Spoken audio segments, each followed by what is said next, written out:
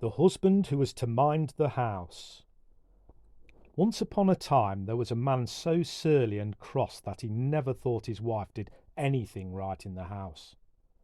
One evening, in haymaking time, he came home, scolding and swearing and showing his teeth and making a dust. "Dear love, don't be so angry, there's a good man," said his goody. "Tomorrow let's change our work.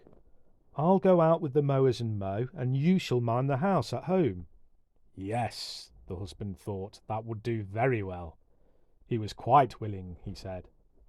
So, early next morning, his goody took a scythe over her neck and went out into the hayfield with the mowers and began to mow, but the man was to mind the house and do the work at home.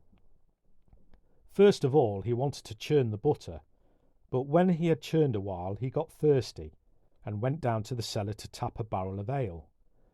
Just when he had knocked in the bung and was putting the tap into the cask, he heard overhead the pig come into the kitchen.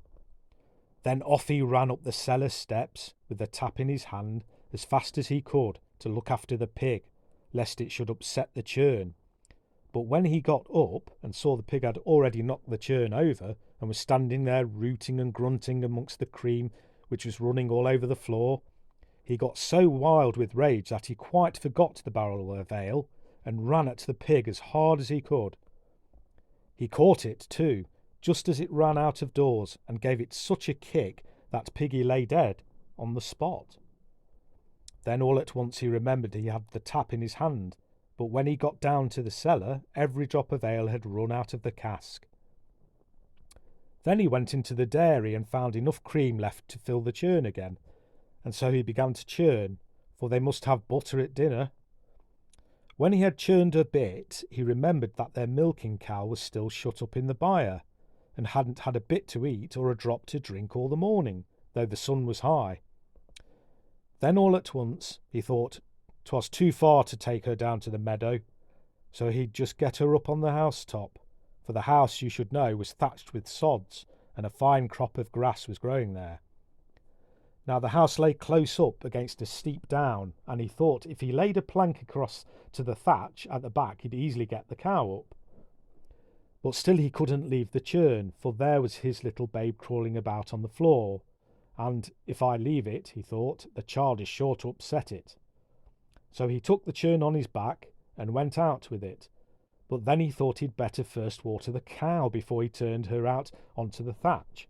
So he took up a bucket to draw water out of the well, but as he stooped down at the well's brink, all the cream ran out of the churn over his shoulders, and so down into the well. Now it was near dinner time, and he hadn't even got the butter yet, so he thought he'd best boil the porridge, and filled the pot with water and hung it over the fire. When he had done that, he thought the cow might perhaps fall off the thatch and break her legs or her neck. So he got up on the house to tie her up.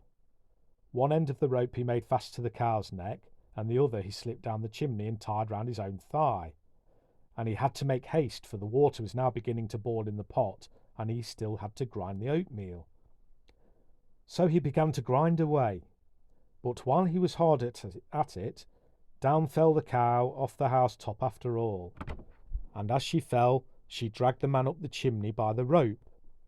There he stuck fast, and as for the cow, she hung halfway down the wall, swinging between heaven and earth, for she could neither get down nor up. And now the goody had waited 7 lengths and 7 breadths for her husband to come and call her home to dinner, but she never had a call. At last she thought she'd waited long enough and went home, but when she got there and saw the cow hanging in such an ugly place, she ran up and cut the rope in two with her scythe. But as she did this, down came her husband out of the chimney, and so, when his old dame came into the kitchen, there she found him standing on his head in the porridge pot.